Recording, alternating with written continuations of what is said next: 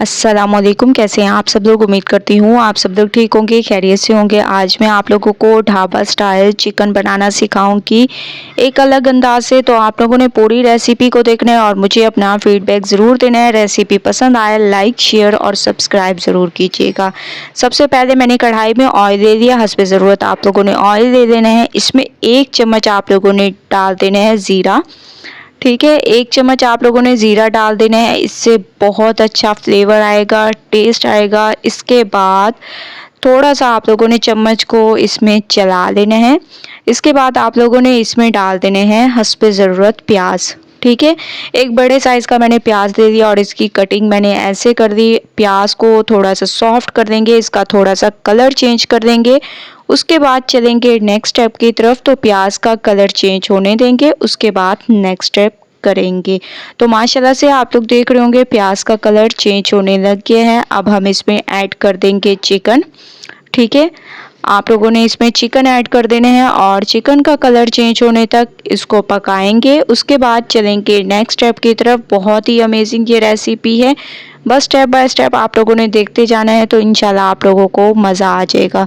तो माशाल्लाह से चिकन का कलर चेंज हो चुका है। अब मैं इसमें टमाटर ऐड कर दूंगी। ठीक है, 1 टमाटर आप लोगों ने ऐड करना है क्योंकि आगे चलकर हम लोगों ने दही ऐड करने हैं। 1 चम्मच अदरक लहसुन का पेस्ट आप लोगों ने ऐड कर देने हैं। इसके बाद इसको आप लोगों ने बहुत अच्छे तरीके से मिक्स करना है। अदरक लहसुन की खुशबू आने तक पकाएंगे। उसके बाद चलेंगे नेक्स्ट स्टेप की तरफ। तो खुशबू आने तक वेट करते हैं। अदरक लहसुन की खुशबू आने लग गई है। अब हम इसमें बाकी के मसाले ऐड कर देंगे, जिसमें लाल मिर्चों का पाउडर, हल्दी पाउडर, धनिया पाउडर, पेपरिका पाउडर, ज़ीरा पाउडर, हस्बे ज़ायका नमक। ये तमाम पाउडर मसाले आप लोगों ने इसमें डाल देने हैं और इसको बहुत अच्छे तरीके से मिक्स करना है।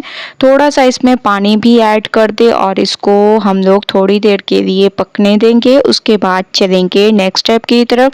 तो आप लोगों ने अच्छे तरीके से इसको मिक्स कर देना है और इसको कवर करके 5 मिनट इसको इसी पानी में पकने देना है। तो 5 मिनट वेट करते हैं।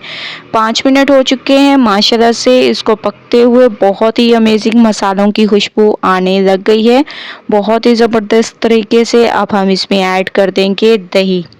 ठीक है, इस वजह से टमाटर कम ऐड किए थे क्योंकि हम लोगों ने दही को ऐड करना था। इसके बाद इसमें आप लोगों ने हरी मिर्चें डाल देनी है।